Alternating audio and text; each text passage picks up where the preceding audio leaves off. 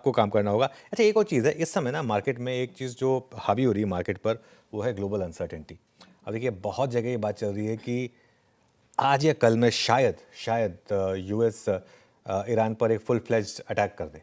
इसकी पॉसिबिलिटी बहुत बढ़ती जा रही है। और आप ब्रेंट क्रूड देखिए एक बार ज़रा, आई थिंक वो हमारे लिए सबसे बड़ी, जिसे कहते हैं ना कि एक सरदर्द अभी भी बना हुआ है। आप उसको एक बार लेकर आइए ब्रेंट क्रूड को, कहाँ पर है इस समय, 76.23 पर, ठीक है ना।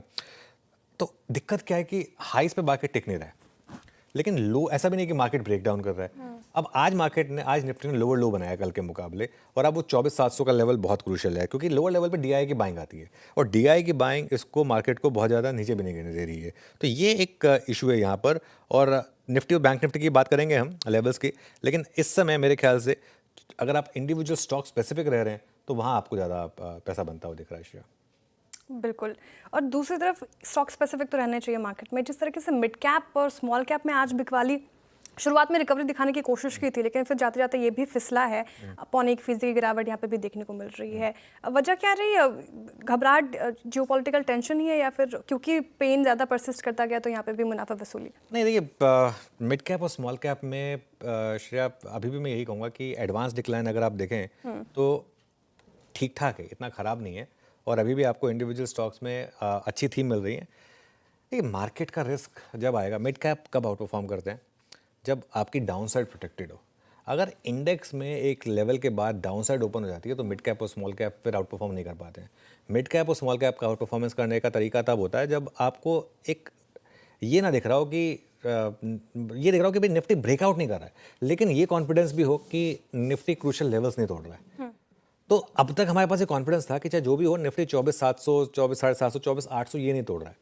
लेकिन जिस तरीके से लास्ट 2 दिन में आप वापस इसको टेस्ट कर रहे हैं, अगर 24,700 टूटा और अगर आपने फिर 24,400 की तरफ अगर आप बढ़े, फिर ये मिड कैप का ब्रेवाडो चलेगा नहीं बहुत ज़्यादा। मैं क्विकली निफ्टी और बैंक निफ्टी के लेवल बता देता हूँ वैसे, क्योंकि वो रह गया था। देखिए निफ्टी में इस समय जो ट्रेड चल रही है वो है गिरावट में खरीदारी और रैली में बिकवाली, दोनों में बेसिकली पैसा बना है।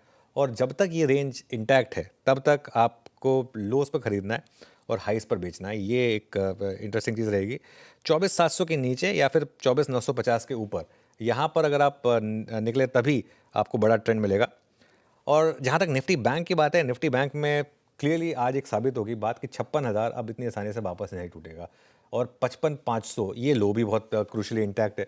तो एक, अब ये कहना आसान है लेकिन इसको ट्रेड करना नेक्स्ट टू इम्पॉसिबल। सुबह देखिए कैसे वर्टिकल रैली आई और उसके बाद उसी तेज़ी से वर्टिकल डिक्लाइन आई, ऑलमोस्ट एक ए टाइप का कर्व बना, और उसके बाद मार्केट उसी रेंज में फ्लैट है। पहले एक बड़ी रेंज में ट्रेड आई, उसके बाद एक छोटी रेंज में मार्केट घूम रहा है। तो बेसिकली एक रेंज है 55,500 से लेके 56,000 तक की बीच की। Veeru good afternoon. और सुबह हमारी बात हो रही थी कि थोड़ा सा अभी मार्केट जो है तंग करेगा आपको, और ये ग्लोबल मार्केट का जो पेन आया ये उस टाइम पर आया जब हमारी मार्केट एकदम एक तैयार थी एक सॉर्ट ऑफ ब्रेकआउट के लिए। बिल्कुल, सुबह अनुज बात यही हो रही थी। और आज तो अनुज आईटी का साथ भी नहीं है, तो लग रहा है अनुज कल एक्सपायरी भी है, हम इस रेंज में वक्त गुजारते हैं। और एक और चीज़ अनुज, मतलब वो जो फियर ऑफ एक full fledge attack from US, क्या वो 1-2 दिन हमको ऐसे स्केप्टिकल मोड में रखेगा? क्या पॉसिबल चांसेस हैं? हाँ, पॉसिबल हैं इसके चांसेस वीरू, क्योंकि देखिए जो कल डोनाल्ड ट्रंप ने कहा कि मैं वो जो G7 छोड़कर भागे, और भागे G7 छोड़ के गए तो उसके बाद उन्होंने वो जो डाला था, वो मैक्रोन का बहाना लेकर उन्होंने डाला था कि वो उन्हें कुछ नहीं पता, एक मैं सीज फायर के लिए थोड़ा ना आया हूँ, कुछ उससे बहुत बड़ा होने वाला है। और उसके बाद जो आज सुबह उन्होंने जो सुबह आज डाला था ना उन्होंने, वैसे फ्रैंकली स्पीकिंग मुझे नहीं लगता कि आप चाहे, अब हमारे इसमें मत डिफरेंट हो सकते हैं, किसी का कुछ और व्यू हो सकता है, किसी का कुछ और व्यू हो सकता है। अब आपका व्यू ईरान को लेकर कुछ और हो सकता है, या आपका व्यू किसी और नेशन को लेकर कुछ भी हो सकता है, लेकिन at the end of the day एक सॉवरेन लीडर के लिए जिस तरीके से उन्होंने जो लैंग्वेज यूज़ की थी कि हम जब चाहे मार सकते हैं, वो लिटरली उन्होंने वर्ड यूज़ किया था, लेकिन हम अभी नहीं करना चाहते, वो मतलब जो भी है एक प्रेसिडेंट को मुझे नहीं लगता कि शोभा देता, लेकिन at the end of the day वो सबको पता है कि वो किस तरीके की पर्सनैलिटी है। तो ये आई थिंक अब ये यहाँ नहीं रुकने वाला है। और ये चीज़ तो पहले दिन ही क्लियर हो गई थी कि ये लड़ाई इजराइल की नहीं थी, ये इजराइल ईरान तो एक, हमने सिर्फ एक बहाना मिल गया था, ये लड़ाई तो असल में यूएस और ईरान की है। तो ये अब यूएस फ्रंट फुट पर आ गया, पहले अब तक सिर्फ इजराइल के थ्रू लड़ाई हो रही थी, अब यूएस फ्रंट फुट पर आ गया, तो ऑब्वियसली ये थोड़ा सा मार्केट के ऊपर शायद प्रेशर डालेगा। हाँ, फिर भारतीय बाजारों में ज़्यादा कुछ देखने को नहीं मिला है। निफ्टी जहां पर करीब 40 पॉइंट की गिरावट देखने को मिली है, बैंक निफ्टी थोड़ी पॉजिटिविटी दिखाता हुआ नज़र आ रहा है, लेकिन जो ग्लोबली अनिश्चितताएं हैं उनकी वजह से भारतीय बाज़ारों को बहुत बड़ा नुकसान उठाना पड़ रहा है। अब ये ग्लोबली अनिश्चितताएं कब जाके सही होगी वो एक बड़ी खबर रहेगी, क्योंकि अमेरिका अब जल्द ही ईरान पर बड़ा निर्णय लेता हुआ नज़र आ सकता है। हो सकता है कि ईरान पर एक बड़ा कार्रवाई भी करता हुआ अमेरिका नजर आए, और यदि ऐसा होता है तो वो बहुत बड़ी दिक्कतें बनता हुआ साबित होगा, और इससे सीधा असर भारतीय बाज़ारों पर इसलिए पड़ेगा क्योंकि क्रूड के भाव लगातार बढ़ते हुए ही दिखाई दे रहे हैं।